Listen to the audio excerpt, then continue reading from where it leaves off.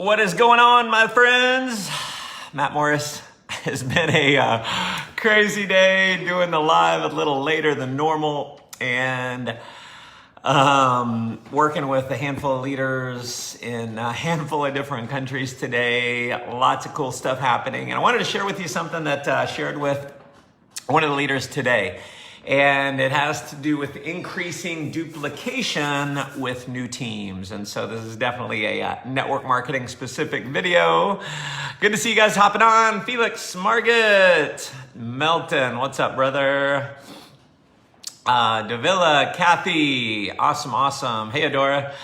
So listen, as you guys hop on, let me know where you're tuning in from. Put your city, state, country in the comments. If you're watching this live, drop me a live in the comments. If you're watching this on the replay, drop me a replay. And listen, if you're watching me for the first time, put a number one in the comments.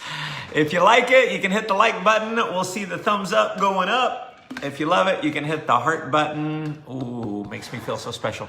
And then if you really love it, you can hit the share button, give some value to some other people. I know a lot of you watching me have, teams and so forth. And so you can definitely share this in groups and so forth and increase the duplication in your organization. So let's get into it. So this is a strategy that, years ago when I first kind of got started in sales and I started reading sales books, one of the things that I learned is that if you assume the sale, you're more likely to make the sale. And so, you think about the opposite. If you assume you're not going to make the sale, do you think you're more or less likely to make the sale? Well, obviously you're way less likely to make the sale. So naturally in sales, in recruiting, whatever it may be, we want to assume the sale. And one thing that and I think that's not, it's not like brain science here. I'm probably not teaching you guys anything that you don't know, right? You've probably heard that. But here's where I think a lot of network marketers fall short. It's not just assuming the sale, but it's assuming the duplication within the organization. And I'm going to give you a couple quick things, just basically changing your vocabulary. I think we have to be very, very conscious with our words.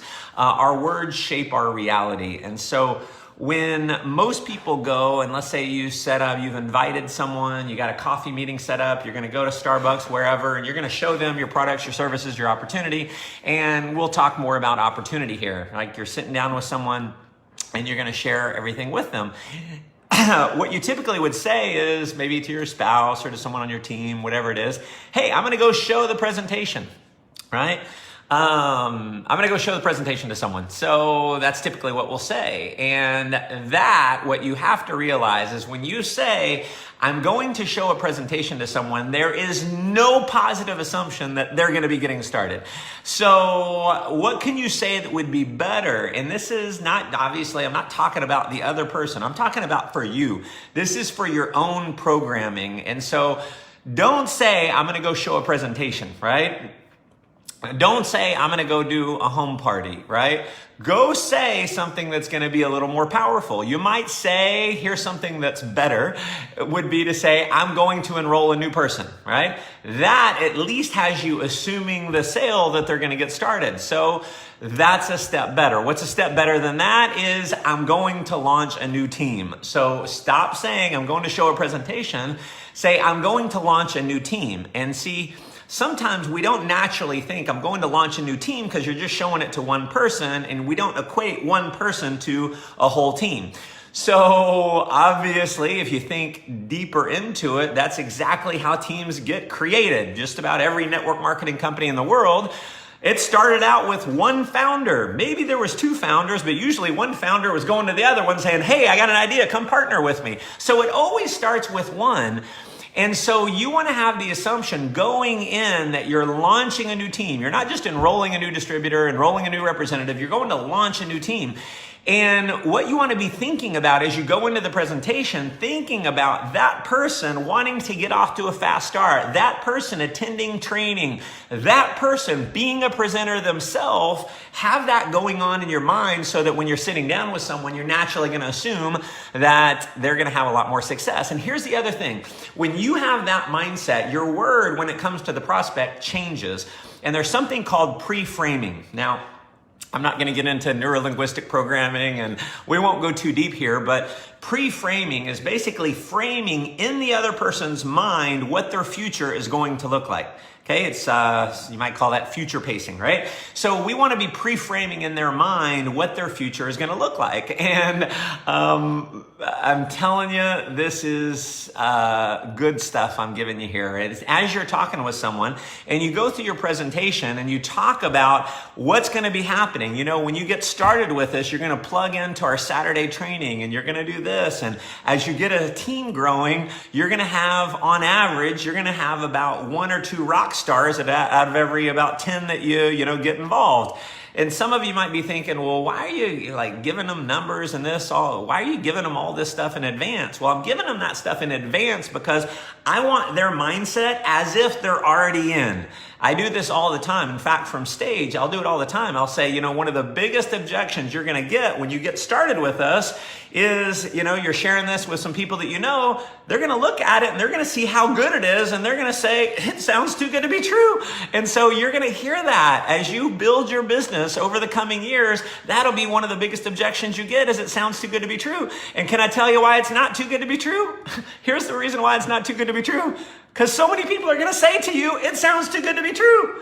So you might be thinking, well, why are you telling them they're going to have objections? Well, one, because it's the truth, okay? I don't want to sugarcoat it. I don't want them thinking before they join that everyone's going to join. So I want to be real with them. And if that scares them off, that's someone that I wanted to be scared off, okay? If that's going to scare them off, I want them to be scared off, right? One of the biggest reasons why people quit network marketing is false expectations. They expected it to be so great and it wasn't so great. They expected it to be easy and it wasn't easy. And so I never tell anyone it's easy, right? So here's the other reason. The more important reason why I'm doing that is because I'm putting it in their mind. I'm talking to them as if they're already in. And I'm trying to think of the name. There's a marketing term for basically telling someone something negative about your product, services, or opportunity.